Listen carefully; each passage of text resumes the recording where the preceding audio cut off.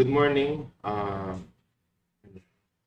Good morning. Welcome everyone to this forum today, March 18, 2026. The Asian Century Philippine Strategic Studies Institute is holding a symposium entitled China's 2026 Two Sessions, Embracing Opportunities. We also have two guest speakers, one from China, Tsinghua University, Dr. Li Zi, Assistant Dean for China's Institute for Development Planning. He'll be joining us via Zoom.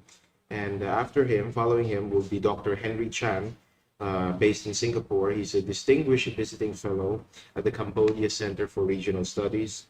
He earned his PhD in General Management from Singapore Management University 2017. But before that, I'd like to invite everyone, if you have any questions for our speakers, please leave them in the comment section in Facebook, in YouTube, or in the Zoom if you're joining us. Again, thank you everyone watching us live, and again, after the replay. But first, the forum will be opened by Mr. Kamentong Herman Laurel. He's the President of Asian Century Philippine Strategic Studies, and he will be giving a talk on the two sessions entitled Positioning the Philippines in China's 2026 to 2030 Economic Plans, Lessons from the Two Sessions, and how the Philippines can gain or benefit from this. Let's welcome Kamentong Laurel for his opening remarks. Magandang araw po sa lahat ng ating mga live stream viewers at ang ating replay viewers. Katya, how? Good morning to everyone. We are aware that the Filipinos are just focused on the immediate crisis confronting them, worried about their daily needs, and the prospects of this crisis being resolved as soon as possible, that they have very little time to discuss these other vital global issues that are essential to the Philippines' welfare. So we endeavor to bring these issues to you and to discuss it in the context of the interest of the Filipino nation. We're discussing today the just concluded two sessions of China, which they conduct every year for planning of their economy and their society. And we have the two speakers already introduced by our moderator, Danny Long.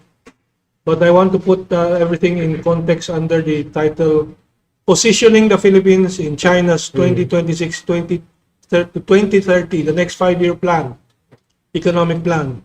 Lessons from the two sessions. Let me open by providing you a background from Tsinghua News, a 5-minute video on what the two sessions is, because very little is known in the Philippines and among Filipinos about the two sessions. So this is from a perspective of a foreign and a domestic reporter in China. Let's view the video. Mapapanood ba doon sa kabila? Lipat ka na dito. At least the lady. Okay, let's roll the film. Let's roll the video.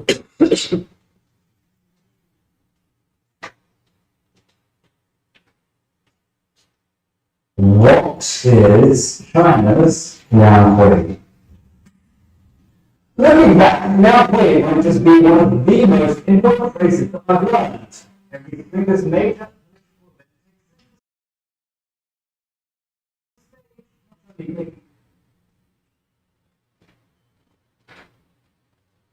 Across China, we're drawing close attention from around the world.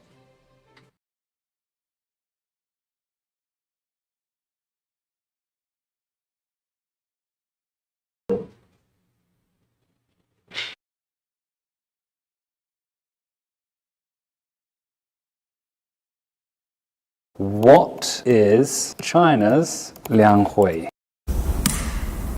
Looking back, Liang might just be one of the most important phrases that I've learned. Every spring, this major political event takes center stage, not only making headlines across China, but also drawing close attention from around the world. I'm heading to the Great Hall of the People in Beijing to cover the two sessions. These annual gatherings bring together around 3,000 lawmakers and over 2,000 political advisors to discuss state affairs. Today is the opening day of the MPC session, while the CPPCC session already opened yesterday. The two sessions are key to understanding China's development, how the political system works, and where the country is headed. These meetings shape policies that affect not just China, but also the entire world. And global media are watching closely several key areas, which include the growth target, the 15th five-year plan, China's next moves in tech and innovation. So what can we expect from this year's two sessions? Borning, we'd love to hear what's going on the ground. This is the Deputy's Passage, where lawmakers take questions on the issues that matter most to the public, from economic development and technological innovation to education and social welfare. I can see the lawmakers and political advisors making their way into the venue. They come from diverse ethnic groups and professions. Even China's smallest ethnic group has representation here. This year's two sessions are especially important. A major focus of the MPC session is the review of a draft outline for the 15th five-year plan, which will define China's development priorities from 2026 to 2030. China's five-year plans are a defining feature of its governance. And personally, I'm keeping a close eye on technology. Across China, AI is becoming part of everyday life, from healthcare and traffic management to weather forecasting and farming. As tech and innovation transform industries nationwide, I expect they'll also take the spotlight during this year's two sessions. We are pleased to have with us an MPC deputy from Fujian province who works in the tech industry. 近年来，我国在科技领域的创新成果非常丰硕。我们目前中国新能源产业链在全球是处于领先地位的。我们也实现了从跟跑到领跑的跨越式的提升，为全球的新能源发展提供了巨大的机遇。 To some extent, observing China's two sessions is essentially observing the Chinese economy. A key task of these annual meetings is to map out the country's economic plan, setting the growth target, approving macroeconomic policies, and signaling priorities. Let's see what the government work report tells us about this year's direction and the trajectory beyond. Right now, I am in the media area on the second floor. Over 3,000 journalists from home and abroad are covering this year's two sessions. China's annual growth target will be reviewed in the government work report, one of the most anticipated announcements each year. The premier will be delivering the report shortly.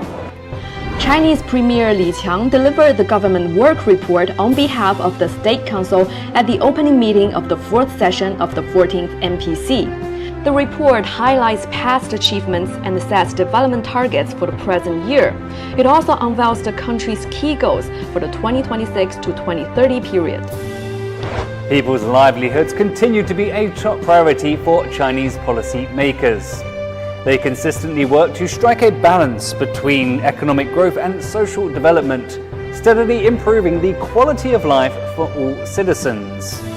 One interesting aspect of the two sessions is that journalists have the chance to communicate with senior government officials face to face.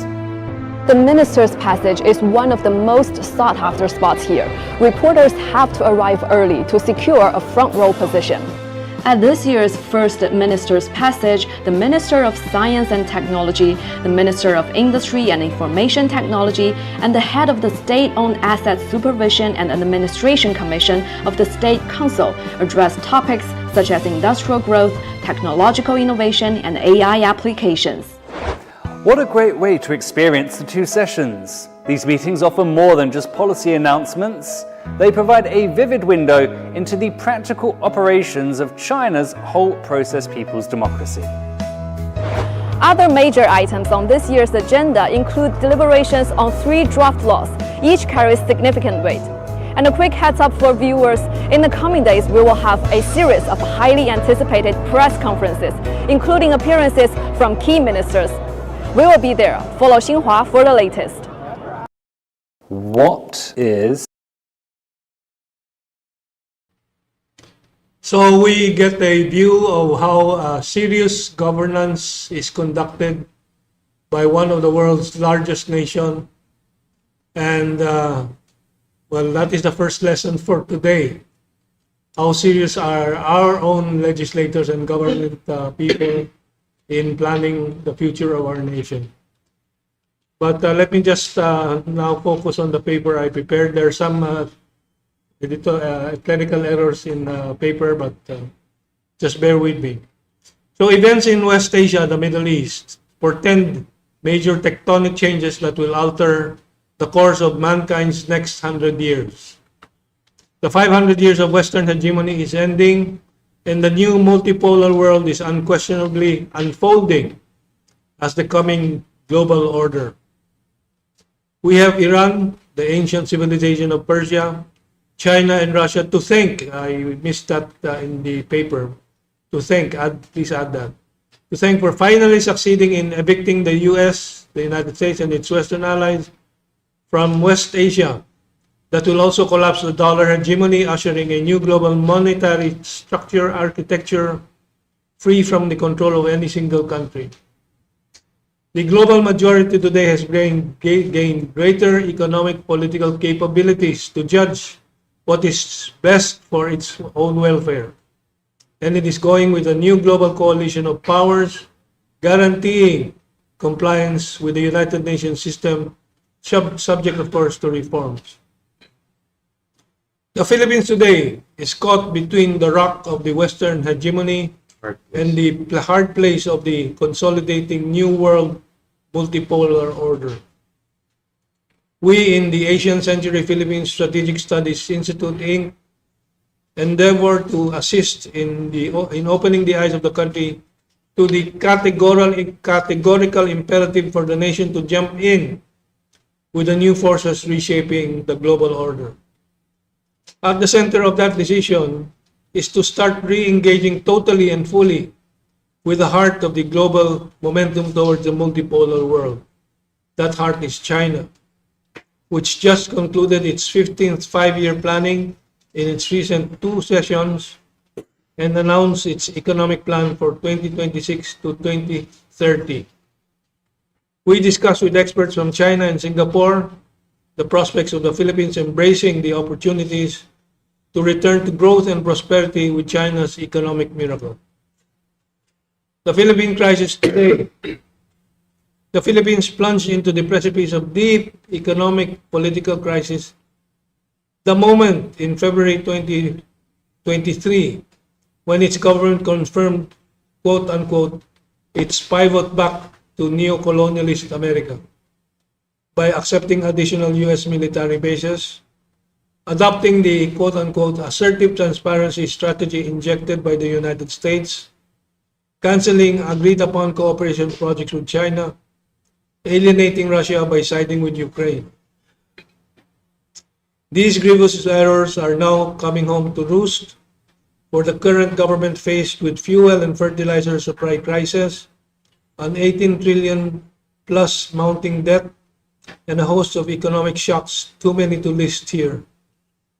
And where does the solutions lie in re-engaging with the enemy or enemy nations of America? That is China and Russia and the countries associated with that bloc. Meanwhile, friends of America's rivals, China and Russia, like Vietnam, are zooming ahead. I just want to show 2 graphs to highlight how far behind we are because of our alienation from China, from Russia, and other countries of the bloc. This is one graph from Southeast Asia metropolis showing the top growth economies of ASEAN, with Vietnam at 8.02% in 2025. Indonesia 5.11%, Malaysia 4.9%, Singapore, of course, with a very large economy already at 4.8%. The Philippines is, I have a second chart to show, which you have a paper, at 4.4% ahead of Thailand. Thailand has some internal problems. The next graph is the richest countries in Southeast Asia. measured by GDP per capita, because this is another measure to highlight where the Philippines stand relative to other countries in ASEAN in terms of productivity. Singapore, of course, is number one. Brunei, of course, is number two because of its oil wealth. Malaysia, number three.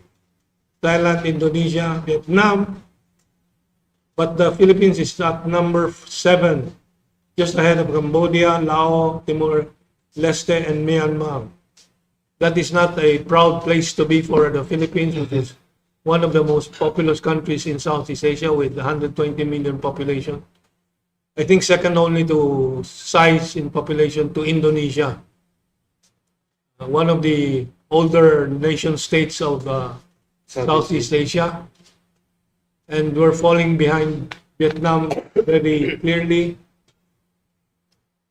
So this is just to highlight the economic crisis that the Philippines faces and why we must focus on the opportunities that China's growth path presents for the Philippines. Now, I was thinking of hurrying to add some of the latest developments, which indeed is showing the way towards re-engaging with China. Of course, everybody knows about the efforts of the Department of Tourism to restart the e-visa for Chinese visitors, electronic visa, and the 2-week free visa-free visits for Chinese nationals traveling to the Philippines. The latest is the meeting between Ambassador Tsinghua of the Chinese Embassy with the Department of Energy in the midst of this present crisis. So we can see the Philippine government opening up to the Chinese Embassy. Of course, previous to this is the meeting of the announcement of the re-establishment of direct Chongqing flights, I think. Fujian, Cebu. Fujian, Cebu, and Chongqing, Manila. So things are getting restarted already, and we have to highlight these in our reports, in our media, to overwhelm the anti-China propaganda that continues to be sustained despite being discredited in the past few months. So I think we're now ready for our first speaker, Dr. Li Ji, Assistant Dean, China Institute for Development. In the paper I presented, which you can download from the internet too, I just highlighted the 3 opportunities that Dr. Li presented. First, the first opportunity is that building a modern industrial system doesn't mean building all industries for ourselves and by ourselves, meaning China. Is China's. In other words, what Dr. Li will be stressing later on is we want to upgrade together with regional partners. In other words, if we are buying today BYD electric vehicles, why shouldn't we be building BYD electric vehicles with China in the Philippines? If we are setting up solar farms in the Philippines, why aren't we building solar panels with Chinese companies in the Philippines, joint venture? Yep. Why don't we proceed now with the proposed, during Duterte's time, Rodrigo Duterte's time, the 60-40 joint venture oil gas joint venture for the Recto Bank or Reed Bank resources. The second point that Dr. Li will be stressing is the second opportunity Dr. Li says I can think about is the so-called upgraded high-quality Belt and Road. During the 15th five-year plan period, Belt and Road cooperation will get higher quality. In other words, they'll be improving it. Yes. In Africa, in Southeast Asia, Dr. Li says we're not just building roads and bridges anymore. We're bringing China's green development experience. In the Philippines, of course, our sad experience in the past 2 years is that we saw the Philippine government cancel the joint oil and gas venture with China. We saw we have seen the Philippines cancel the South Luzon rail line. We have seen the Philippine government cancel the Mindanao Circumferential Railway, all to the tune of billions of dollars that this pivot to America caused to be canceled. The third opportunity Dr. Lee stresses is on the dinner tables. He says, I mentioned China's strong domestic market. The door of the market is opening wider and wider. In the next 5 years, China will implement zero tariff treatment for more developing countries across the world. So in conclusion, he will say, dear friends, China's 15th five-year plan isn't just a blueprint for Chinese people's better lives. It's an invitation letter to the world. It announces China's promise of openness, inviting partners from Asia, Africa, Latin America, and globally to get in the fast-going train of China's development and share the opportunity with the Chinese people together. Our second speaker will be dwelling on the technology and the two sessions. I think we will now watch the prepared video of Dr. Lee. Okay. Yep. It gets flashed the prepared video of Dr. Lee to give us an idea of China's two sessions and how it can be not just a solo, but a chorus for the whole world, an opening for the whole world to take advantage of.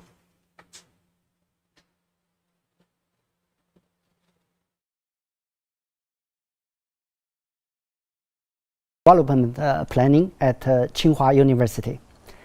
Today I'm really glad to have this chance to chat with you about China's development planning. Both myself and my institute have been lucky enough to be involved in consulting on several of China's five-year plans. So I have got some first-hand experience about this important economic administration instrument of the government. So today I'm happy to share with you what I know. You have probably heard the term five-year plan in the news, especially since China's National People's Congress just approved the 15th five-year plan recently. But what exactly is it? And what does China's roadmap for the next 5 years have to do with you and your country? Today I want to skip the complicated official documents and break it down simply. Firstly, China's five-year plan isn't some kind of Soviet-style economic command or planned economy. It's a kind of dynamic grand strategic design. Every 5 years, we set new targets with timelines, roadmaps, toolkits, and project lists. You can think of it as a compass. It's a unique macroeconomic management tool that evolved from economic practice. It connects grand strategy with annual targets and specific policy through scientific planning methods. And to be honest, I think there are still a lot of academic value that hasn't been fully explored and researched yet. The development plan isn't cooked up by officials sitting in a room. It's built on a lot of input from managers, entrepreneurs, academics, and regular folks, using scientific methods such as statistics, projections, even AI. Then it goes through the National People's Congress for review and approval. China has a great tradition called open door planning. For example, regarding this 15th five-year plan, our President Xi Jinping specially stressed combining top-level design with public input. Just through online channels, we got over 3 million suggestions from ordinary people. After checking them carefully, more than 1,500 ideas were put into the plan and became the national policy. From deliverymen to university professors, everyone's voice gets heard and turns into national action. That's a kind of Chinese democracy in action. Because of this solid public foundation and scientific management, China has been able to run like a relay race, 5 years after 5 years, sticking to one blueprint all the way through. And we have created the remarkable achievements you see today. So, in 2026, what will be different about the next 5 years? We can say the world today isn't exactly stable, and the international landscape has shifted dramatically. China has reached a critical crossroads. We need to shift our economy from big to strong, while facing a very complex environment. So if I had to summarize the 15th five-year plan's biggest feature in one sentence, it should be: we are forging our own path through technology innovation and offering the world a development certainty amid the storm and headwind. If the past 14th plan was about sowing seeds and taking root in areas like innovation, digital economy, and green ecology, then the next 15th plan is about blooming and bearing fruit. We are not going to keep following. We are trying to lead in more fields. The goal is clear. By 2030, we will take a huge step in economic strength, technological capability, and comprehensive national power. This isn't just China's goal. It will also benefit the global economy. Now let me spend some time on the most exciting parts of this blueprint: how we are going to build a brand new and stronger China. Hereby, I have some stories to share with you. The first one is about technology. You know, the Spring Festival is China's most important holiday. This year, at the gala celebration, martial arts performing robots were very popular on global social media. Many foreign friends were amazed by China's technology development. However, what they may not know is that China's development plans provide rich scenarios for such kind of technology advancement. It helps to turn some cutting-edge concepts into real products and drive more innovation. That's the policy foundation for China's so-called new quality.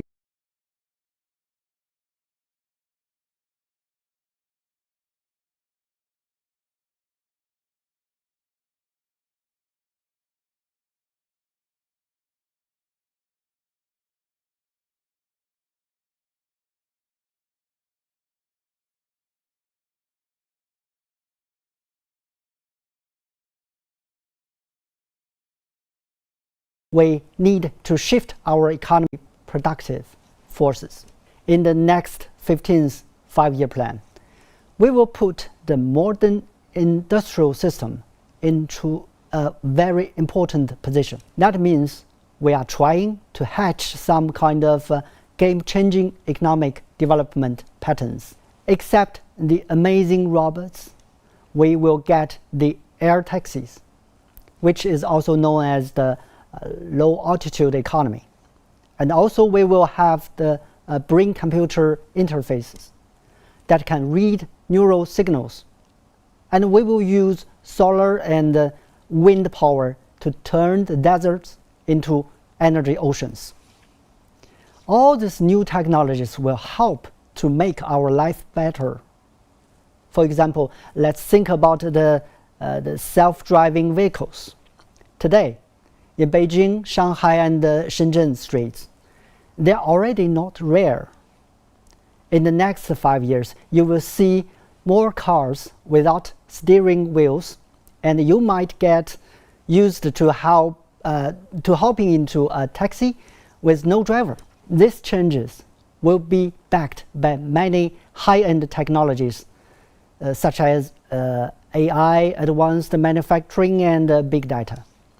Our government encourage such kind of innovation by policy planning and strategic support. So by 2030, it's estimated that the AI-related industries will grow up to over $1.4 trillion. That will be a magnificent opportunity. My second story is about a greener China. Everyone knows China committed to carbon peaking and carbon neutral goals. The next 5 years will be the critical 5 years to hit those targets. In the north part of China, we are building new energy bases on deserts and gobi, like solar cities. It will help turning dry land into a big and clean battery. At sea, rows of massive wind turbine generators will convert sea breeze into electricity for millions of households by 2030. 1 of every 4 kilowatt energy we use will come from wind, solar, or other clean energies. This isn't just for bluer skies and cleaner water in China. It's driving down green technology costs for the whole world. Remember that the solar panels were used to be very expensive, right? But why are they cheap now? Because Chinese manufacturing boosted efficiency, letting friends in all countries enjoy affordable clean energy. That's especially critical today with traditional fossil fuel supplies threatened by geopolitical chaos. My last story is about the visitors and the tourists. We have noticed lately that there are more and more foreigners coming to China since visa-free policies kicked in. Weekend trips to China have become the new trend for many young foreigners, especially those from our neighboring countries. I have a good friend from Indonesia who lived in Jakarta for ages, and now he is based in Guangzhou. He told me that the city is so modern and so convenient. Whatever you want to eat, whatever you want to play, you can easily find it. And also the city is super safe and clean. He's currently planning to settle down in China for good.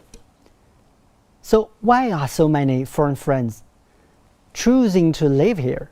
Because we are building a strong domestic consumer market. China has over 1.4 billion people, with more than 400 million in the middle income level, and that number keeps climbing. When life gets better, people naturally want to eat better, have more fun, and enjoy more convenience. That's why the 15th five-year plan put heavy emphasis on expanding domestic demand, unlocking China's consumption potential, while also creating a safer and more regulated consumer environment. China's market is like a giant magnet. It's attracting goods and services from all over the world, and naturally it will attract more and more consumers who want to come here, live here, and be part of here. Till now I have talked about China's planning, but you are probably wondering, China is getting stronger, but what's that got to do with me? Especially for friends in Asia and Africa, where are the opportunities? Let me tell you, it will be a huge opportunity. The 15th five-year plan has a whole chapter on expanding high standard opening up. China's opening isn't a solo. It's a chorus with the world. The first opportunity is that building a modern industrial system doesn't mean building all industries for ourselves and by ourselves. We want to upgrade together with regional partners. So think about our law friends. In recent years, through the China Laos Railway, They have shipped many minerals and agricultural products to China, hugely boosting their local economy. In the next 5 years, this kind of cooperation will go deeper, and we are developing a robotic industry. While Vietnam and Thailand have a strong advantage in electronic manufacturing and auto assembly. So China's automation equipment and industrial robots can reach these countries with affordable and efficient, and it will help them to smarten up their factories. That's a kind of mutual progress. Another example is China and South Korea both face a common social challenge, aging populations, what we call the old problem. We need to care for our elderly seniors with more affordable and smarter method. There is big room for China and Korea to cooperate here. China's robotic technology and South Korea's smart elderly care systems can combine together to develop robots that chat with seniors and deliver medicines and monitor health conditions. That will be a kind of trillion-dollar market solutions. The second opportunity I can think about is the so-called upgraded high-quality Belt and Road Initiative.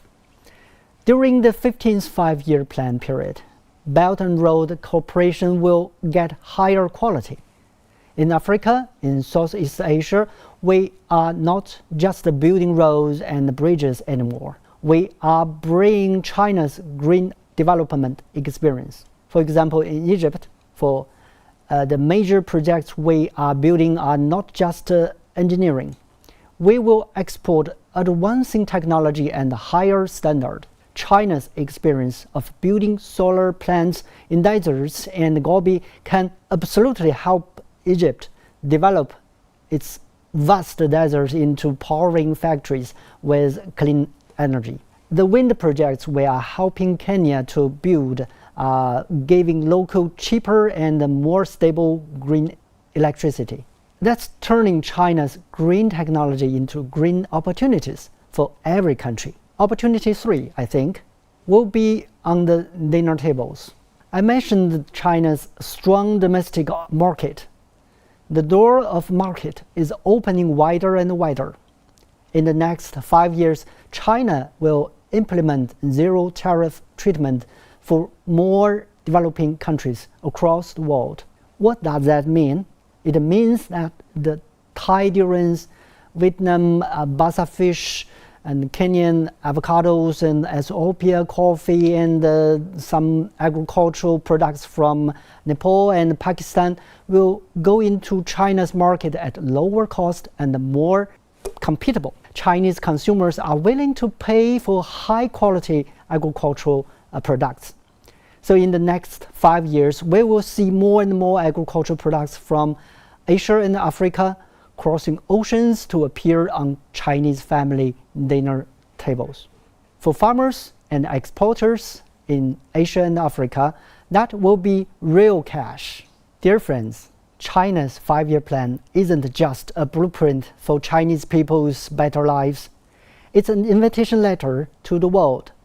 It announces China's promise of openness, inviting partners from Asia, Africa, Latin America, and globally to get into the fast-going train of China's development and share the opportunity with Chinese people together.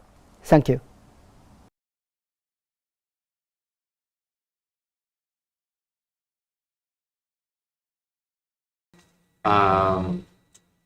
Aspect of China's successions, and how it Before we go to Dr. Chan. and how it can how we can benefit from this potentially in the future administration. Yeah, I was just informed by Dr. Lee that he is called to a meeting, so he cannot join us for a question and answer. Okay. So we'll proceed directly to, if Dr. Henry Chan is ready, can we check?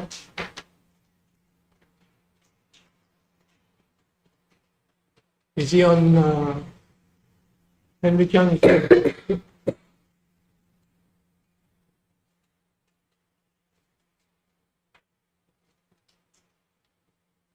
it's a bit early, so he is in the Zoom room, but he may not be monitoring yet. Can you message him? I can intervene. Okay, in the meantime, Kanda would like to add something. Yeah, while we're waiting for Dr. Chan, I'd like to welcome Kado Pagdinawan, who just is our Vice President for Internal Affairs for the Asian Century Philippine Strategic Studies. And he will give us a reaction on Dr. Lee and Kamentong's presentation on the two sessions and how China's two sessions, how the Philippines can benefit from this. Henry Chan is requesting to turn him on. I don't know. Yeah, please, we'll just do for 15 Yeah. minutes, 10, 15 Yeah. minutes. Okay. Kamentong Laurel presented a very rosy and positive picture of the opportunities that are facing not only the Philippines but the entire Southeast Asian countries. And in this time of the year, the two sessions of China basically highlights how policy making is further validated bottoms up from the very low publics going up to every stage of government level until it reaches the consideration of the two sessions.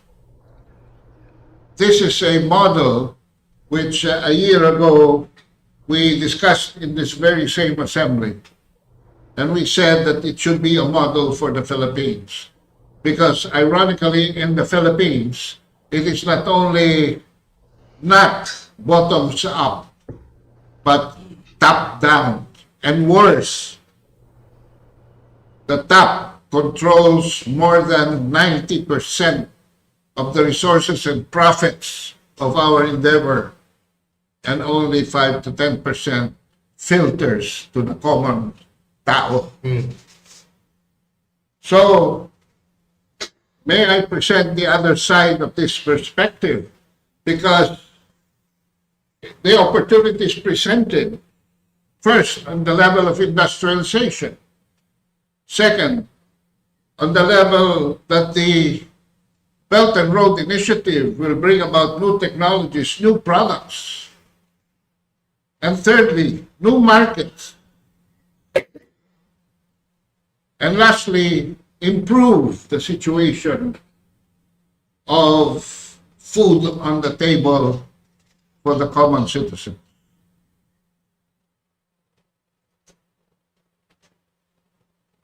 Fortunately, China is going north, but the Philippines is going south. We seem to have boarded the wrong bus. And this traces to January 2023, when we were on the right bus. When our President Bongbong Marcos visited China and was pledged by Xi Jinping $23 billion in investment, infrastructure, loans, and whatever. We were on the right track for only a few weeks. That was January 2023. By February 3, Bongbong Marcos made an unholy pact with the evil regime of the United States by signing 4 additional sites to the Enhanced Defense Cooperation Agency. There is really nothing wrong about maintaining relations with the United States. But why do I refer them as an evil empire? Because by signing 4 additional sites to the EDCA, they embargoed China's basically economic contributions to the country. The first thing that Bongbong Marcos forgot, 17 billion that were promised to Duterte, mainly for products that were on the pipeline. And I can mention some of this to you. Tamentong already mentioned the 3 railroad projects. The one that would bring Metro Manila from Batangas to Bicol. The one that would give the Mindanaoans their own railway system. And the one that would link Subic and Clark. Those are only 3. What was abandoned also was a loan for perhaps the longest bridge in the Philippines that would link Cavite and Bataan. And this is where the tearjerker begins. In the dying months of the Duterte regime, his very own Secretary of Foreign Affairs jumped the 60-40 deal, oil and gas sharing for the exploitation of the Reed Bank.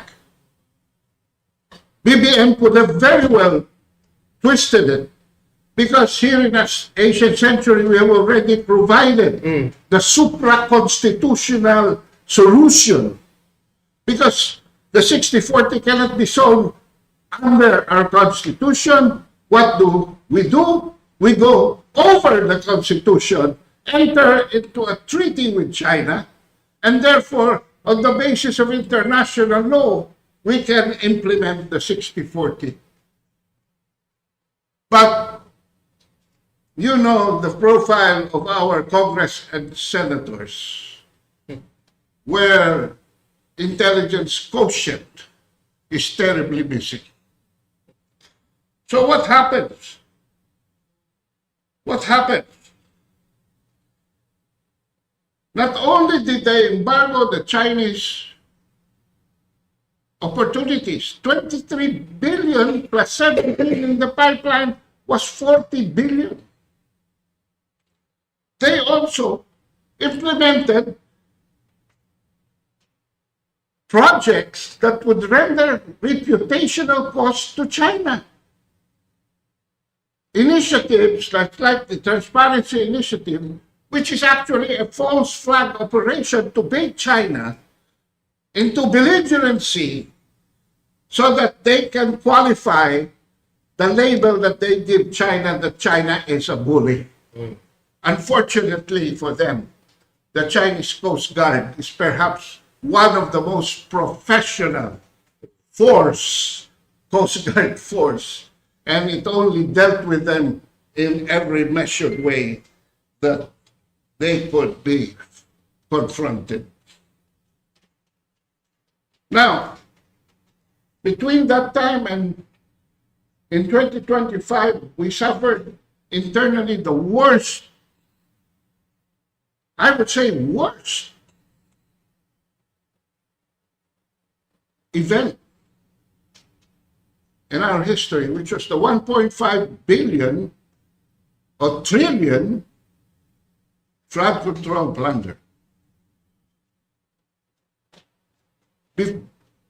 Approaching 2026, they were already realizing their mistakes. They spent too much time delving with security and deterrence and defense issues. They forgot the common people. They forgot economics. They forgot the food on the table.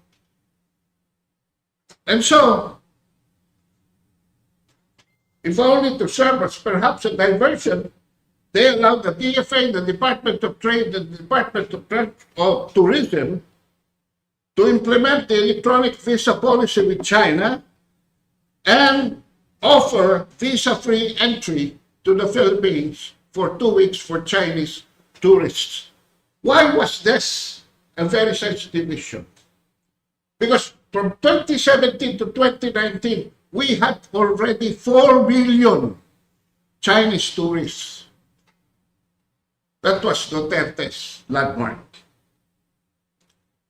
But from 2023 to 2025, we did not even make 1 million Chinese tourists.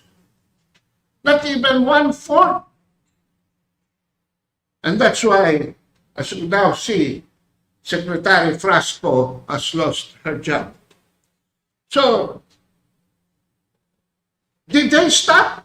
These people who are saving China, did they stop? No. They shifted gear, and now they are on the espionage narrative. Anything that they can pin on this narrative, they will do. If you remember last year, they were already exposed for saying that 1,600 Chinese students in Cagayan were spies. Fact-checking said that was fake news. There were not even 1,600 tourists, student tourists from China in Cagayan. There were only 400. And out of the 400, most of them were online, which means that they only go to Cagayan twice to defend their thesis and for face-to-face question and answer with their professor. So not even, at that time, there were not even 100 student Chinese tourists in Cagayan. And now, our inept, incompetent National Security Advisor is making us believe that they have arrested a Mongolian who enrolled in IBA Zambales, and he was arrested for taking aerial photos of the IBA airport and the Bagsit River. This guy is a tourist. Are we prohibiting our tourists now from taking pictures? I'm tempted to call Eduardo Año an idiot here, you know. Why? Because in his press release, he said that it's prohibited to take pictures near military installations. The nearest military installation from IBA is Subic Zambales, Subic Bay, which is 70,000 kilometers away from IBA. Malapit ba yun? Is that near? That's a 2-hour drive. I know he's not even doing his homework. He's just reading the propaganda that the US Embassy has submitted to him. So I'm questioning the integrity of these people. All right? And now we are caught. In February, we are caught in an international war. Yesterday, going to Cubao, where I am in a hotel, I only take 12 hours because that's only. But I saw Caltex, 104 pesos per liter diesel, 89 pesos gasoline. This morning, coming here, it was already 109 pesos and over 90 pesos for the gasoline. And nasaan ang ating Pangulo when all of this was happening? He was spending 100 million pesos chartering a flight to New York, where he addressed the United Nations vacant seats. Alam niyo ba, halos walang audience si Bongbong Marcos, and I can show you the picture to prove that. Because I worked with the United Nations for the Philippine diplomacy for 2 years. And I know na pagkatapos ng mga personalities, yung mga underlings, yung mga maliliit na actors, pinapayagang umakyat doon, mag-i-speech sila, pero wala ng tao. Wala ng audience. Dinilang ko yung audience ni Bongbong, wala pa 50. Empty seats. And he wastes. Walang pera para ilika sa mga OFW natin. Unahan pa sila ng Singapore Air Force. So anyway, enough of this administration that has no plan A and it has no plan B. And then plan C is the American option. A military junta, which will place in, I guess, the Secretary of Defense as chairman, who is even a Malta citizen. Oh my God. This is disaster for the Republic of the Philippines. Thank you so much.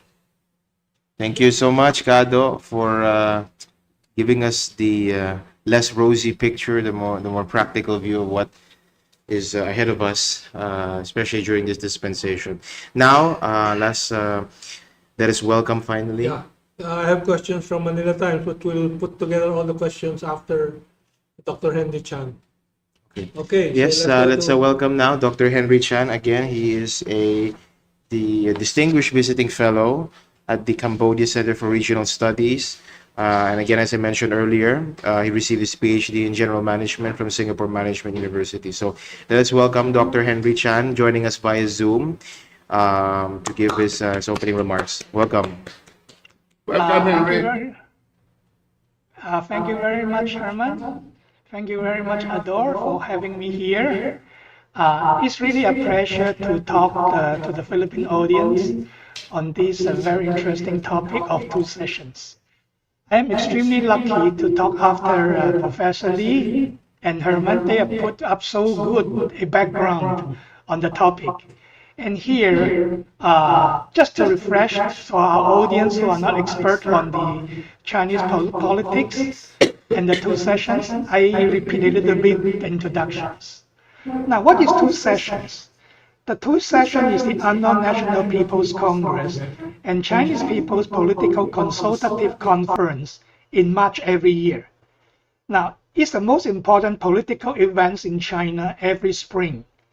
The 2 sessions are convened simultaneously with the openings and closings staggered by 1 day apart. In this year, the 2 sessions run for 7 days. NPC was held 1 day after the CPPCC, and this is one of the most watched events in Chinese political events of the years.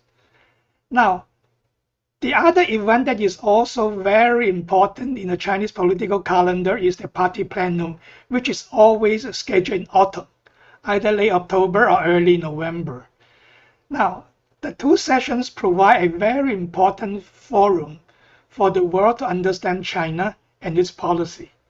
Now, between the 2, actually, this 2 session is gaining more importance because the second party plenum is a party event. It's only attended by around 300 party delegates together with state media. It's not open to the world. But this one was attended by more than 3,000 delegates to the 2 sessions, plus more than 3,000 international and domestic journalists. So to many outsiders, actually, the 2 sessions is the most important thing to watch in China. Next slide, please.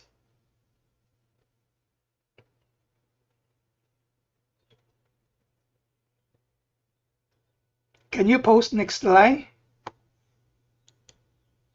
Okay, I will continue even without the slide.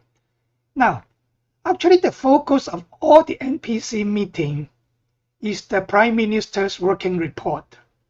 Now, it highlighted what the government think about the economy, what the government think about the political and other situations. But as you know, in China, the president, who is also the party secretary general, take care of organization and government events. The prime minister's job is mainly on economy. So the prime minister's working report, everybody keep the focused eye on the economy. Okay, and one thing very clear. Please proceed to the next slide.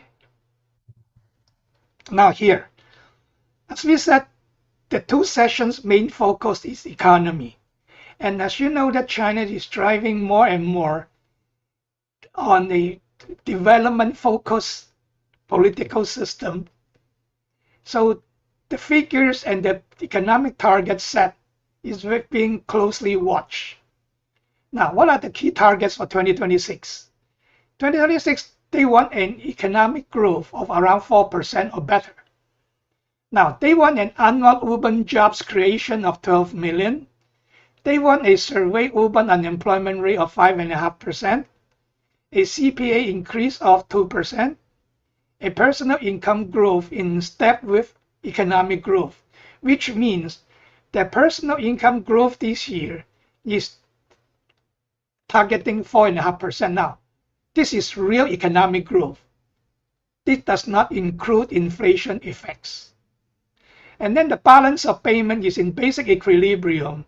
Now, everybody knows that in 2024, China has a world record-breaking trade surplus of $1.2 trillion and a record current account surplus of 700 billion. So that means to say that even China enjoys this surplus, but they will recycle the funds to the international economy, because the balance of payment is the ultimate account of how much money is left inside China and how much they will bring it out. Now, for the grain output, they have 700 million. Now, there is one thing I want to highlight, which many analysts did not focus, is the carbon dioxide emission per unit of GDP. Now, in this 5-year plan, the Chinese government target a 17% reduction of carbon emissions. Now, compared to the 14th 5-year plan, which is actually running less than 12%, that means to say that Chinese government in this new 5-year plan want an increase of 1% carbon reduction per unit of GDP. So that means China will produce more GDP with much less intensity of carbon input. This is unprecedented and the fastest pace anyone can imagine. Because every year, 17 divided by 5 is 3.4%, but they front-load it to 3.8% in 2026. So this is a very tangible proof that what they are trying to do in the green economy is having very good achievement. No country in human history has ever achieved a consistent 17% carbon reduction in 5 years' time in its economic development. So next slide, please. Now, as we said, there are many major policies announced in the two sessions. Now, in these two sessions, what are the major policies announced? Somehow, Dr. Lee has touched on it, and Herman has touched on it, but I will repeat here. Now, first, they focus that the new quality productive force will drive the economic growth of China henceforth. Now, what is the meaning of new quality productive force? It means that new quality productive force is a strategic concept emphasizing innovation, high-quality economic growth, focusing on advanced industries, green development, and technological breakthrough, rather than traditional labor or resources-intensive models. So that is the core meaning of high-quality economic growth. It is going to be much environmental friendly, much less input-oriented, and then the outcome is that a much greener environment and under a lot of new technological breakthroughs. Now, in this new year's new policies, once again, industrial and technological self-reliance is emphasized. And then also they make it explicit. all the industrial and technological self-reliance is to position itself as a critical national concern. Now, coincidentally, the outbreak of the Middle East war on February 28 and the closure of Strait of Hormuz highlights certain foresightedness of this Chinese policy. After this closure of Hormuz, and if you look at the speed of oil price increase, which is unprecedented, even the 1973 oil embargo, the 1979 Iranian revolutions, we never see the price of oil increasing in such a speed. Not because of oil shortage, because the world still have a lot of oil. Strait of Hormuz only closed 20%, but because of the choke point effect. So after this, I'm sure that a lot of countries will look at this industrial and technology self-reliance as a backup measure. It is not going to stop globalization because of its very tangible benefit. But every country will now look at its industrial development profile to make sure that even though there's a choke point, the country will not stop. Next slide, please. Now, one thing you can find throughout the speech of Herman, throughout the speech of Professor Lee, okay, 15 five-year plan is mentioned repeatedly. And in the 15 five-year plan, one word is mentioned repeatedly too, is technology innovations. So technology primacy in the 15 five-year plan is very notable. Okay. Another thing that is very notable, and it was highlighted in Professor Lee's talk. Now, we are very lucky to have him because he is one of those persons involved in the drafting of the 15 five-year plan. But we must say this is a very collective effort because he has mentioned that they have solicited 3.1 million input. Okay, and out of the 3.1 million input, I think they distill about 1,500 or 2,500 for final deliberations and elaborations before they put in the 15 five-year plan. So commitment to openness is the second point that Professor Lee highlighted, and which is very notable. In fact, one of the very important success of China in the last few years in foreign policy is the opening up of visa-free entries to foreign tourists. This is unprecedented for a socialist or communist country in human history because visa is one of the security safekeeping gate in any countries. And last year, there's a unbelievable 30 million foreign visitors get into China under visa-free scheme. The scale and the magnitude is unseen in the world. Now, another thing is that the new stress is very clear. China now is going to stress on breakthroughs in basic research and foundation technologies. China has committed to increase at least 7% annually in the 15 five-year plan. Okay, now consider last year, China already spent 2.8% of GDP in R&D, and which is already more than the OECD average of 2.7%.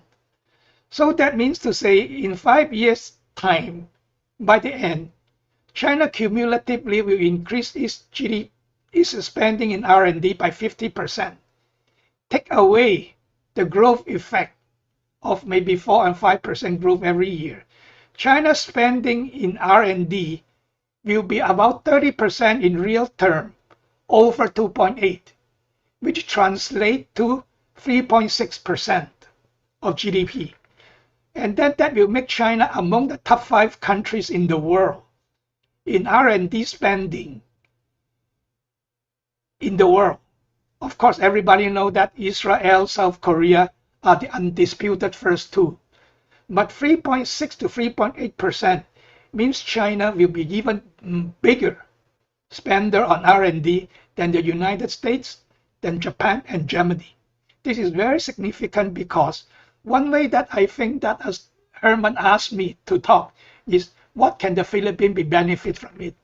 And if China is going to be such a huge spender on R&D, definitely tapping Chinese technology and R&D result will benefit the country a lot. Next slide, please.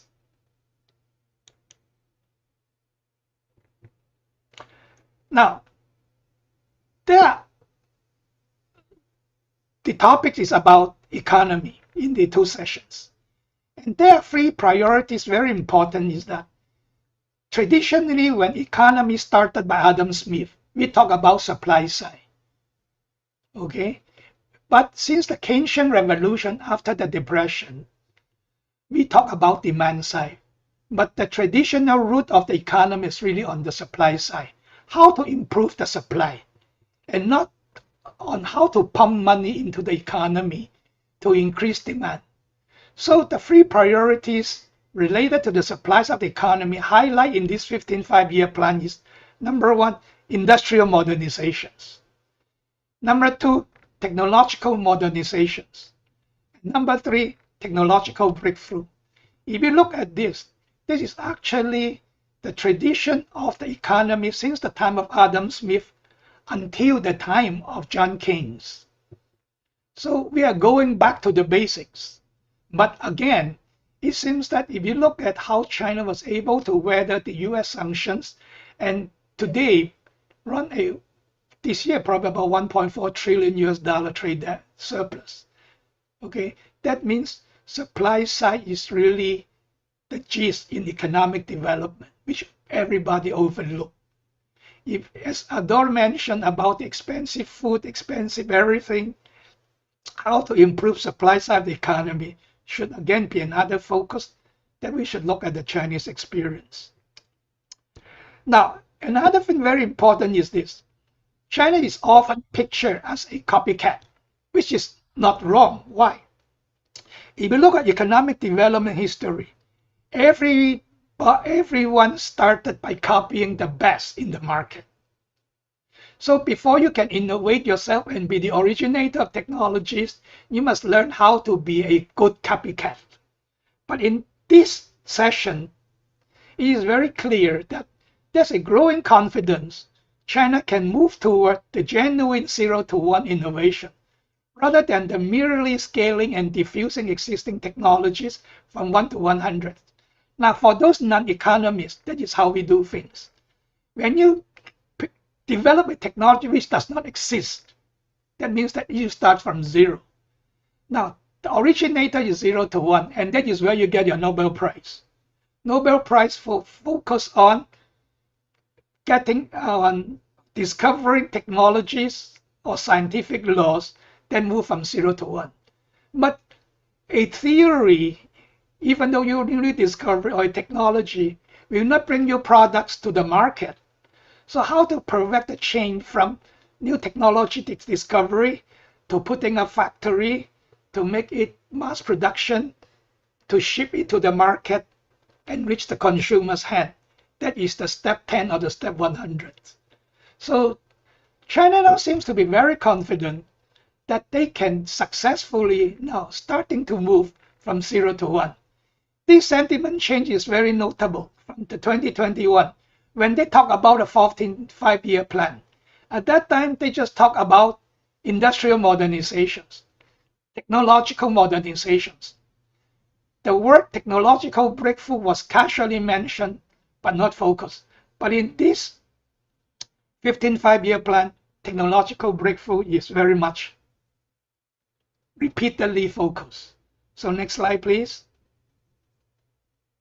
Now, again, the question that comes to mind is 0 to 1 is not easy, because 0 to 1 means to say that you are going to go to a new form of organizations, a new form of educations, a new form of ecosystem building of the industries, because everybody knows it is always easier to copy than to discover. Okay, so one parameter I use, because in academic work it's very hard. So there's a new Australian Strategic Policy Institute, which is a semi-government institute that they start tracking so-called critical technology since 2023. And they are one of the very few that very systematically, based on the published research papers, okay, tracking what are the critical new technology. And many of their terms, I can imagine that you have never heard. In 2023, when they first put it up, they identified many critical areas. In defense, first is defense, aerospace, and space, hypersonic things you mentioned. Energy and environment is the second huge important field. Next slide. Next slide, please. Yeah. And the third is artificial intelligence and computing. The fourth is biotech and health. Next slide, please. And then you have the fifth, robotics and advanced manufacturing, cyber and digital technologies. Next slide, please. And then you have quantum technology, advanced material, and other key enabling technologies.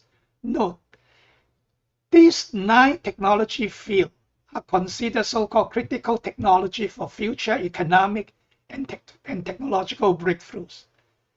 Now, based on the inaugural Australian study, next slide, please.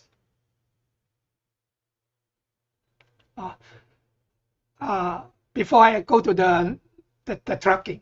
Now, in 2025, they do an update, and they add another 10 technologies. So from original 64 technology, 9 major fields, now they add 10 technologies, which become 74. So this is what is important. Many things that I'm sure people just look into it.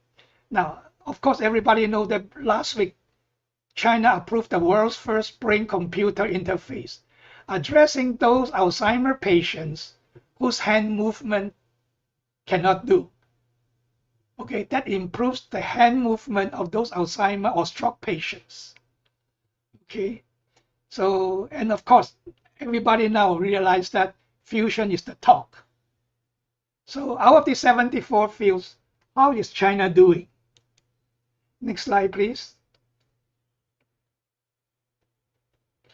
Now, in the inaugural tracker of 2023, out of the 9 main fields and 64 categories of subfield, China led in 52 out of 64 technology areas.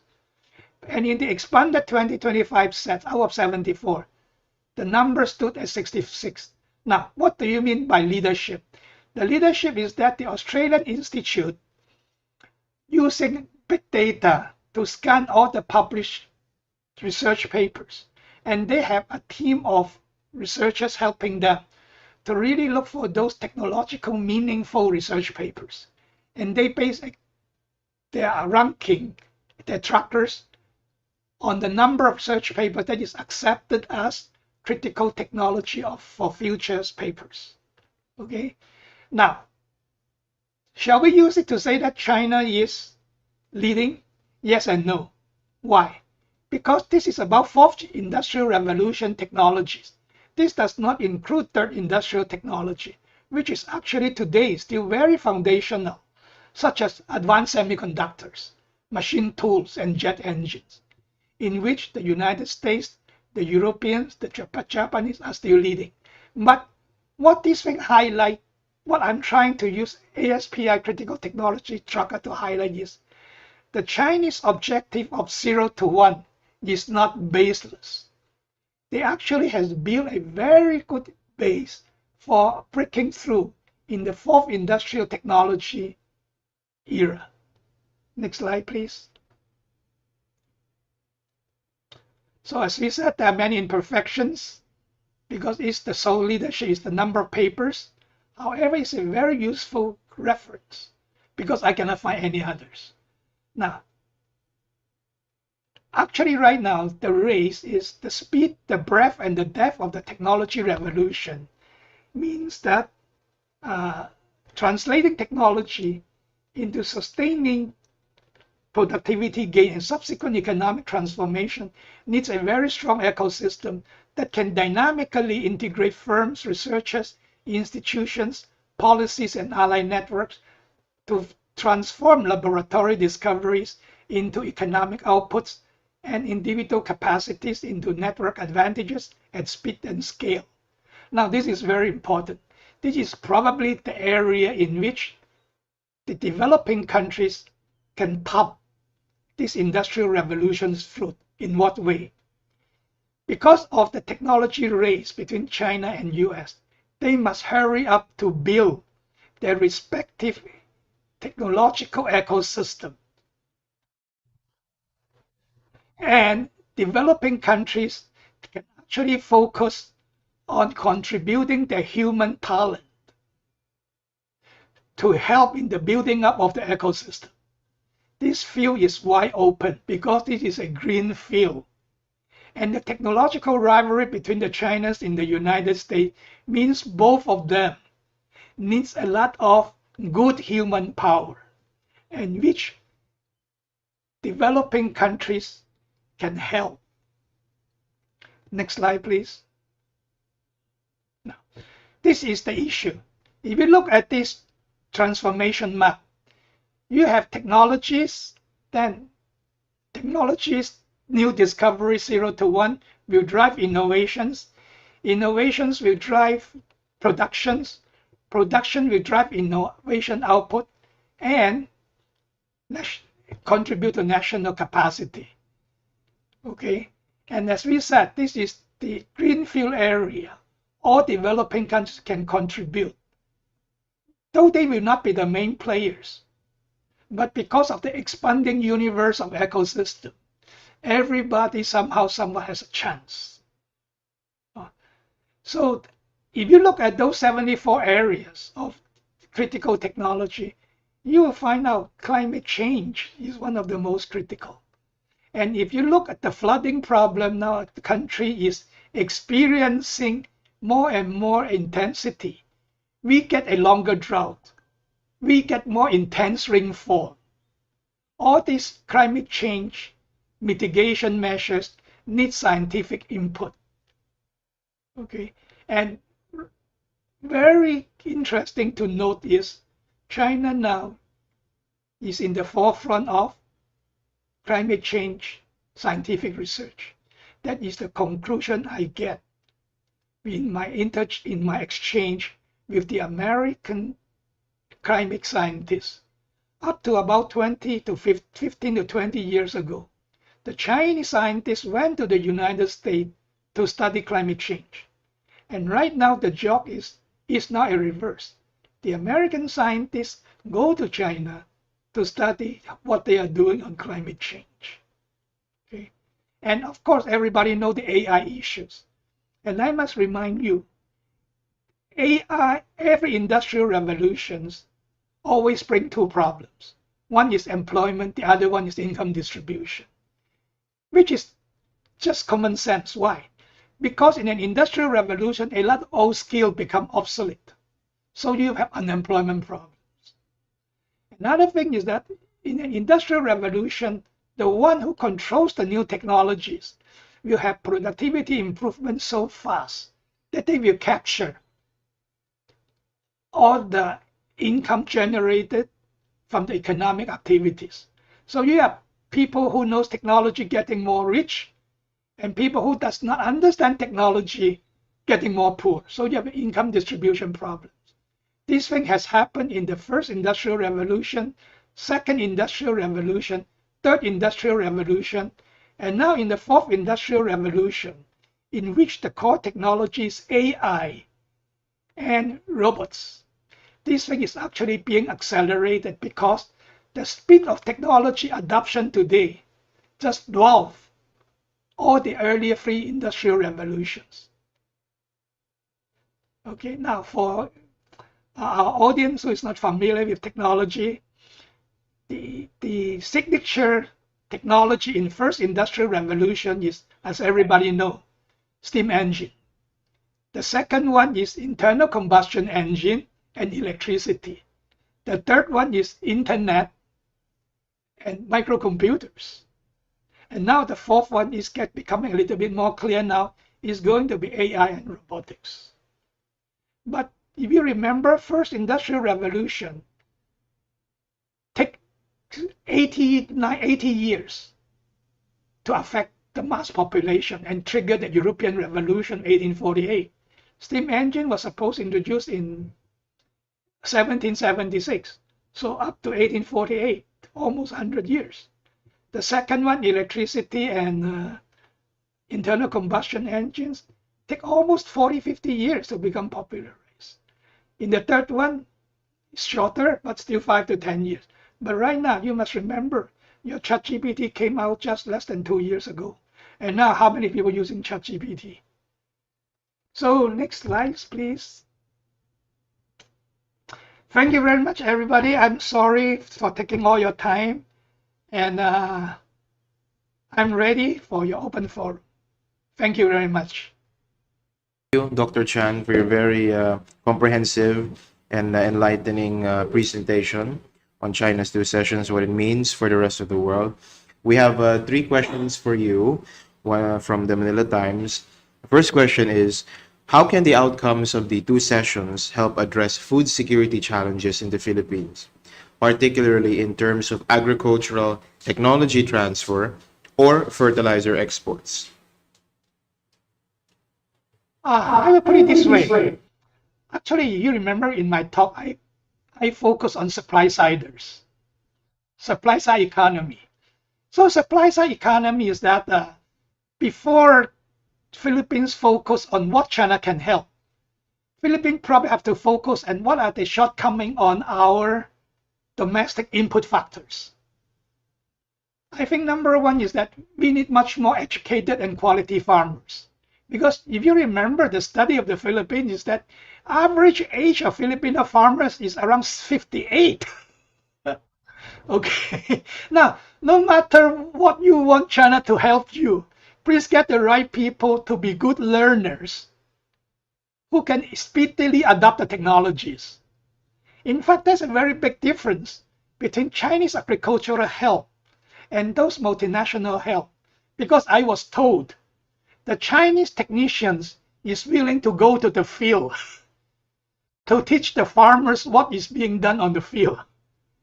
And many international agricultural assistants, the experts sent here, most of the time, they spend in the class lecture room teaching farmers. So I would feel that number one, I would suggest to the Philippines that improve our input factors. And number two, you cannot ask China, what can you give us? Rather, we should be the one to tell the Chinese, please teach me what. So when we are very focused students, we ask exactly what we want from China. And I'm sure China is more than willing to teach us. But we cannot just open a blank check set. What are you going to give me? I'm sorry to say that, but that is my observation on the field. Now, about the fertilizer, that is really very tricky issues. You know, China banned all the fertilizer export after the Gulf crisis, which is a very country the right way. And I'm a little bit worried because you must remember, spring planting normally is about April, May. So the time we are going to fertilize the field is around 2 weeks to 1 month before the planting. Now is the most critical time. So this is really a dilemma. I don't think China is going to help you because they also need the fertilizers. This is the on season. This is not the off season. Okay. Chan, for enlightening us on what we can do. Number one, supply chain, supply side, very important. And number two, it's us Filipino learners. We have to take the initiative to really learn about agriculture and encourage the state should incentivize young learners on, especially in education, to teach them agrarian, agricultural literacy, etc. Second question is, with China's new growth phase with the 2 sessions, this will open doors for more Filipino professionals like engineers, researchers, and teachers, and high-skilled labor. What kind of upskilling, what skills should the Philippine workforce prioritize now to meet the demand that is being created by the two sessions? Now, if you look at this focus mentioned, they are talking about industrial modernizations. In fact, for your information, World Economic Forum already has a so-called Lighthouse projects. That means that these factories, the setup was really tailored to fourth industrial revolution requirements. The first of which is digitalizations. You must digitize your factories. Now, for your information, China has the most number of Lighthouse factory. They still talk about modernizations. I think we have to really shift to a more engineering and scientific oriented minds. I am very sorry to note that our Philippines score in PISA. I used to write for my friends about PISA because this is a very good technological assessment of 15-year-old students. If you understand educations, you will know that before 15 years old, that means before grade 9, anyone who has a base good foundations in grade 9 can choose all what he wants to study in grade 10 to 12 and then subsequently in university. I think that it's very sad to know that we are second to the bottom in the 2018 PISA. Out of 71 countries, Philippines ranked 69. And then in the latest 2022, again, our score is very dismal. Okay, we are counting from the bottom. Okay, so I really feel that this is really high time we look at a more technical educations. I will put it this way. Right now, if you look at the skill set required, it's not just so-called a small artisan type of technology you need, which is unfortunately our orientations.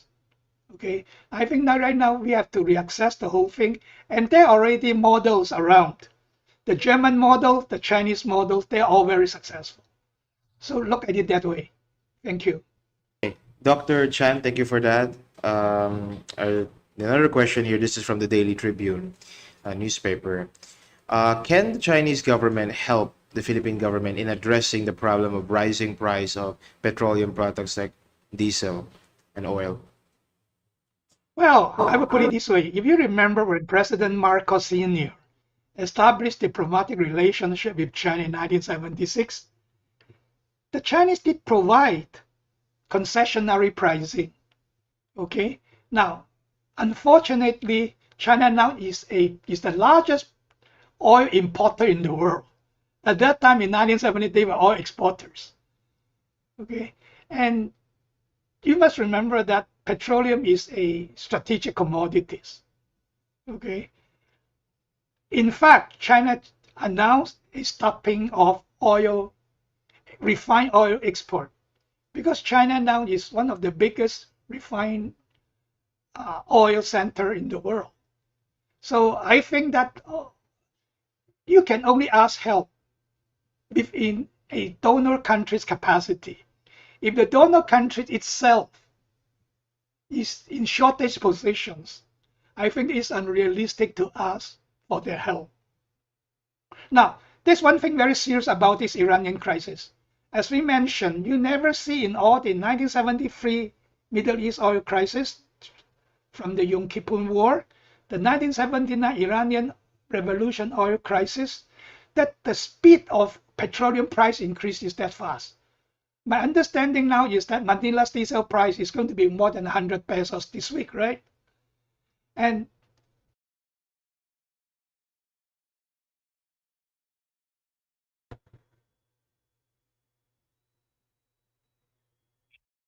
hello, yeah. My apologies. Something went wrong with the technical. Okay. Dr. Chan, since Dr. Lee is not available for us, we also have some questions. We want to get your insights and your insights on. Number one, with Vietnam and Thailand highlighted as strong partners in electronics and the auto assembly, where does the Philippines stand currently in China's regional economic roadmap? What are we to them?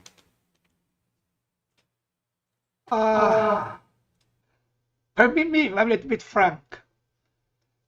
As I said, actually, economics is about how to generate profit for those people engaged in the economy.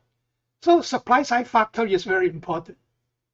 Okay, if you look at Vietnam, you'll be very surprised. You know, after Singapore, where did Vietnam rank in the PISA? It ranks second in ASEAN. It is even higher than Malaysia, Indonesia. Okay, so their labor quality is something that fit in industrial organizations. And as you know, actually Thailand was able to build up an industrial foundation in the 1980s. In fact, that's one of the great missing opportunity in Philippine economic development history, but very few people realize it. After the ETSA revolution of 1986, it coincided with the Plaza Accord of 1985, that all the Japanese factories suffer from the yen appreciation and migrate overseas. The two key beneficiaries at that time was Malaysia and Thailand. They use it to build their industry that can really fit what the world wants. In Thailand's case, it's automotive industry. If you look at all the Toyota, I think the Toyota in the Philippines were all imported from Thailand. If you look at Malaysia, how come it became a semiconductor center? Because all the electronics factory assembly moved to Malaysia. So if we have to look at these industrial foundations, that is the problem. In an age defined by industrial reorganization and modernizations, what can Philippines offer? And again, if you look in it that way, you know where's the main source of our foreign exchange earning? Labor export, BPO, which are all service. So I would feel that we cannot talk about very motherhood statement here. I think we have to look at specifics and identify where Philippines can really contribute. In fact, there's a very serious danger lurking. You must remember our two biggest foreign exchange earners are remittance and BPO. And now, whether you like it or not, some activities in the BPO is under threat with these large language models. So I'm sorry I cannot answer you. This question is about human capital. China's development plans. This is from Ms. Cathy Cruz from Tuklasin Natin. China's development plans increasingly emphasize high-quality development and innovation. What role do you see for educational exchanges and technical exchanges between the Chinese and Philippine various institutions to build the human capital needed for this new phase of economic cooperation? Actually, that is one thing that I am very happy to note. Actually, we mentioned that actually China has a little bit change of foreign policy. If you look at 2023, they started opening up in November. Because I live in Singapore, I know the story. Up to about June, July of 2023, even Singapore used to enjoy visa-free entry. But it was stopped during COVID. And after COVID, China focused on reciprocal treatments. So Singapore's visa-free entry to China was stopped actually in the middle of 2023. But at the end of 2023, China started change policy to allow visa-free entries. So that means to say that China now actually want to focus on people-to-people exchange. And again, this is what I want to focus. If China still encourage people-to-people exchange with the Philippines, look at what are the area we have good students. because I'm very lucky that I work in think tank and I have good exchange with a lot of educators. If we want to learn to improve our upskill, first look for good students. And after good students, then we look for what we want them to study. So I'm very sure that there's a lot of goodwill between China and US, between those top universities like University of the Philippines, Ateneo, De La Salle. So I will first canvass what resources we have, what are the human talent we have, put them in physical science field. Remember, that is what NVIDIA's Jefferson Huang recommend. Put more focus on physical science education because that is where you will have a huge productivity gain. And any talent came back from overseas exchange in China, that they can prove that they can build up new industries. Okay, they can be very receptive partner of the Chinese industries migrating overseas. That's it. It's actually a very difficult process, but how to get things right is the key. Thank you.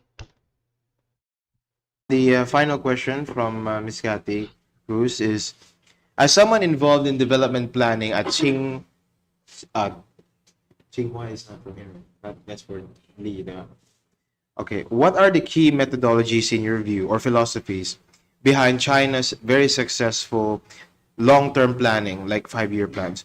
What lessons from this process could be valuable for our policymakers and economic managers?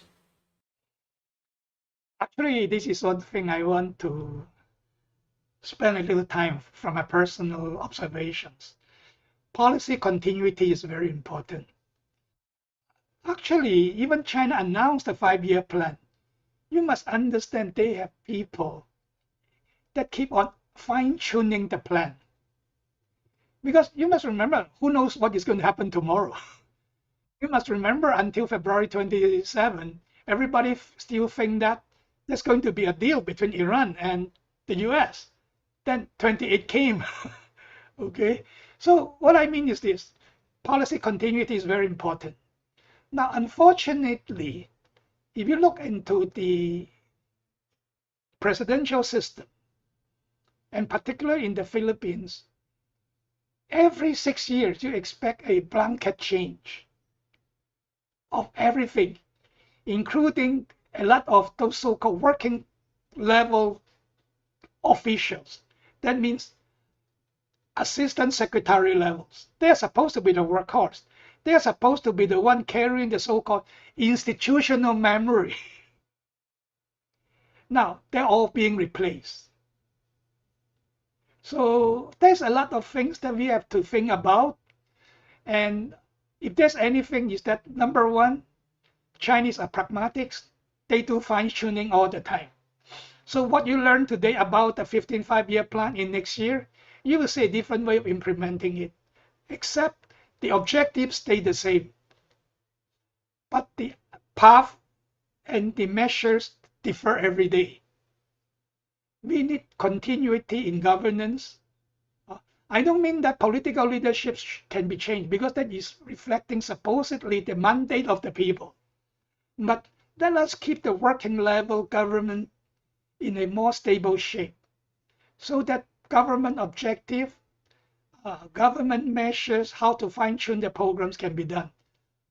Of course, we must say that there are a lot of things that is beyond politics. Like, how aspire is your people to educations? How many burning candles do they willing to go? How many examinations are they willing to sacrifice for? All these are very basic issues. But continuity and pragmatism, I think, are the two key secrets behind the Chinese success in their 5-year plan. If I may share at this point some thoughts with Dr. Chang. Actually, the Philippines set a new course when in the election of Rodrigo Duterte, a new course away from the EDSA 1 revolution of 1986, the so-called Yellow Revolution, and February 1986.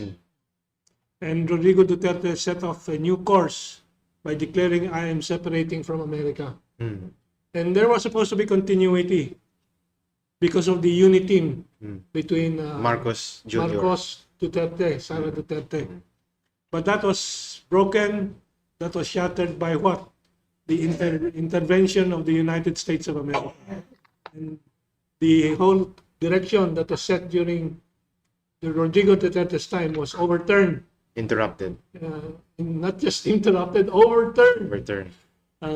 So one may say that our political system in the Philippines took a very long time, around 30 years, to change from Cory Aquino to Rodrigo Duterte back to the independent foreign policy. But the intervention of the Americans caused this abrupt disruption of that new direction. So the system is a problem, but it is not being allowed to correct itself, which happened already in the Rodrigo Duterte's time.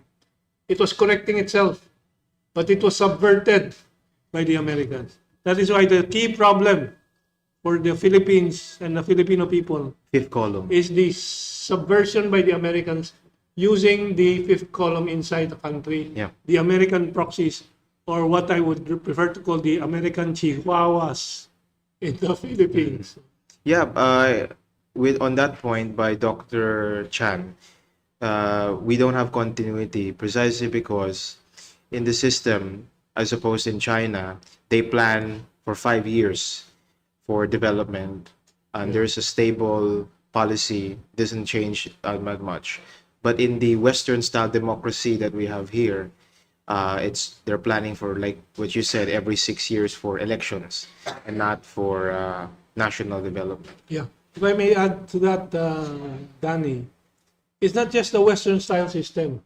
It is the neo-colonial Western style system. In Europe, for example, you can call them also Western style democracy, European democracy. Change may be slow, but it is coming. It is happening with the decline of Macron, Merckx, and so on, despite the American intervention there.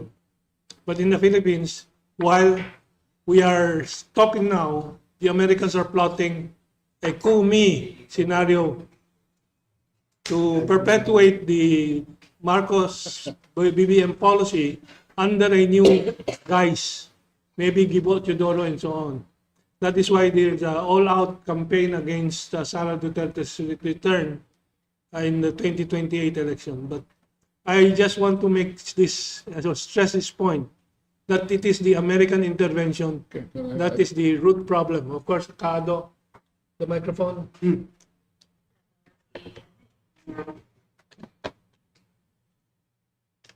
Actually, I agree with the comment of, and being the Vice President for Internal Affairs, I think this forum has provided very clearly that China is the solution.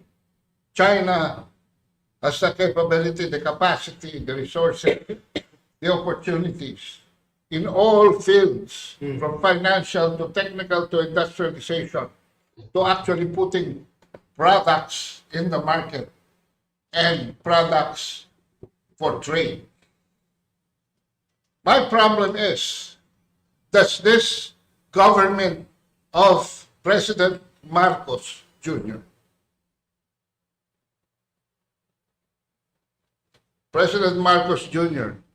have the courage to at least balance our foreign policy?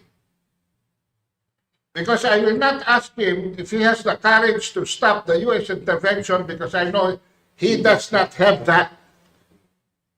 Because he is a jelly. Can he at least, in the name of the constitutional mandate of independent foreign policy, balance it? Why? Because I've already enumerated earlier. We are not just in a remedial situation, we are in a crisis situation. And the saving grace, there is a saving grace. All the opportunities is in front of Marcos Jr. They have delivered more or less $17 billion pledged to Duterte. All he has to do is bring back the projects. And then the 23 billion pledge of Xi Jinping. These are still available.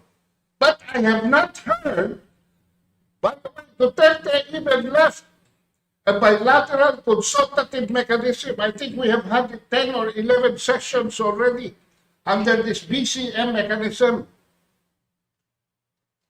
Wala akong narinig na ina-activate si Teresa Lazaro. No, the BCM has been reactivated. Huh? BCM it has been reactivated. Okay, then that's good news. Alright? But, meron ba tayo, next question, kung balanse na ang attitude natin, do we have the absorptive capacity?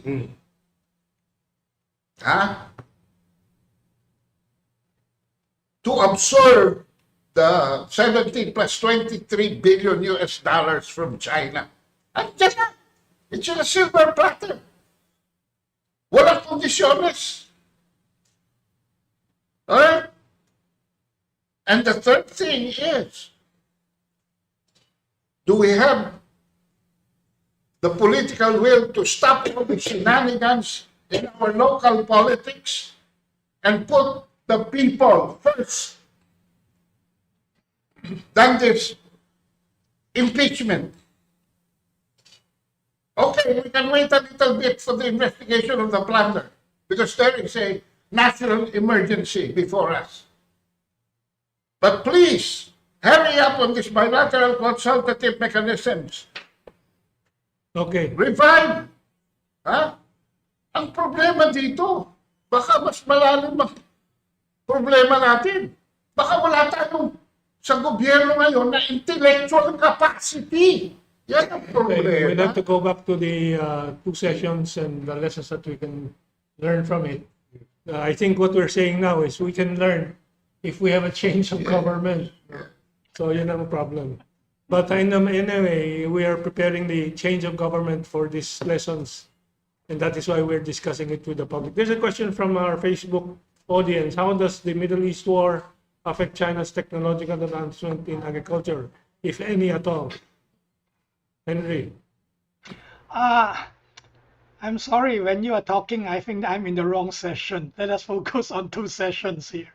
Now, because, you know, I'm not a political expert, but I'm one economist. Now, the way I look at it is this. Actually, this Middle East crisis has opened a lot of new thinkings, I presume. Now, I must say that first. Everybody realized that so-called self-sufficiency is not shutting out others, but a very important national survival skill. Now, I think more and more people already said, actually, China is the least affected in this Middle East crisis. And actually, if you look at how Philippines, Thailand are doing, and Bangladesh, you know, we cut the office work to 4 days. Okay, this is something that we never did, except during the COVID time. And number two, if you look at the food prices, if you look at the planting season on fertilizers, and I was in Singapore, but I was shown a picture that people in the newspaper that there's much less traffic today in Manila because of the stop no work policy in a way. But all these are actually very sad things to note. I really feel that the country is probably in a kind of crisis because this is the planting season and then you have fertilizer. I don't know whether that is enough or not. But the likelihood is that we have very little oil storage. We have very little fertilizer stocks. And then our food prices has been consistently high. And now with all these disruptions, the likelihood of going up higher is here. And of course, we have this political turbulence. between the president and the vice president, I really feel that it's really a little bit high time for some emergency contingency measures be drawn up. And as I said, the government finance is the only way now to bridge this critical time. And is the government finance prepared for it? Do you have enough savings in other areas to cover the additional spending that you like it or not, you have to spend to make the society stable? So these are all the things, but there are really very clear lessons from this Strait of Hormuz incident. And definitely the two sessions is happening in a time that there were some discussions. And how come China is the least affected by this crisis? There are many lessons I think that we can really draw. Of course, it doesn't mean that we have to adopt them. Adopting any policy actually depends on what you have on hand. A good policy to others does not mean it's good policy to you. A poor policy to others does not mean that you cannot do it. So one thing I realized is that when I answer all the questions, there is really a lot of the way that a lot of our audience is, they always rely on, they want outsiders to help the countries. But I might put it this way, for a country of 120 million, Philippines is too big for anyone to help. So I really feel that we have to look at the supply side of the economy, look at how we can improve ourselves, and as Ador pointed out, our reception capacity, our learning capacity to use all those things in good way. I think this is probably one of the things I really want to emphasize in my talk here. Now let's review ourselves, look at our reception capacities, and go out to ask China for help. Because despite our political difference, it seems that people-to-people exchange between China and Philippines is still being emphasized by both sides. Thank you. Just want to put again in context our discussion today. We wanted to provide the ray of hope and ray of light in the midst of the darkness of Philippine political and national narrative, to show the way towards future progress and returning to the right path. So our discussion on the two sessions will, of course, echo in the next few days, next few weeks, and on the internet, on replays by other audiences. And we just want to provide that. And number two, of course, China will help despite the difficulties it is facing right now with the Iran war. If there is improved relations with China and between China and the Philippines. So this is one of the purposes that we are serving here in our discussion, to show the Filipino people that we have to make an extra effort to repair our relations with China. With that, I will request our moderator to close the proceedings, unless Ado has any last-minute message. Yeah, just Well, I would like to thank everybody for tuning in, especially our resource person from Singapore, and our speaker from China. also. We have one. This really opens the horizon towards the future. As I said earlier, China and its allies are going north. The Philippines and our colonial master has taken us south. So there's got to be some real change. And if the present leadership cannot hack it in front of the Filipino people and with the help of the armed forces of the Philippines for a constitutional transition to the vice president, who is more than qualified. She has been honed in crisis. Her guts have been proven in Davao, which is a contentional post. And we hope that even just for this crisis, she is allowed if our president does not want to resign. Because right now, we should go for all the solutions. Tama na muna yung mga dirty tricks. Tama na yung cannibalistic politics. We are not anymore in a remedial situation. We are in a crisis. This is no longer a question of progress. This is already a question of national survival. Okay, thank you. Thank you. Thank you so much, Kado, for that powerful ending. Okay, again, I'd like to close the forum. Thank you again to Kamentong Laurel, Kado, Paglinawan, Dr. Henry Chan for joining us via Zoom and sharing us your insights. The video message of Dr. Z from Tsinghua University, of course, to the members of the media who asked the questions, people who were joining us in Facebook, YouTube, and the Zoom for the live stream and later for the replay. Have a great rest of your day and have a great rest of your weekend. Thank you. Thank you, Henry. Thank you. Thank you. Henry. Okay.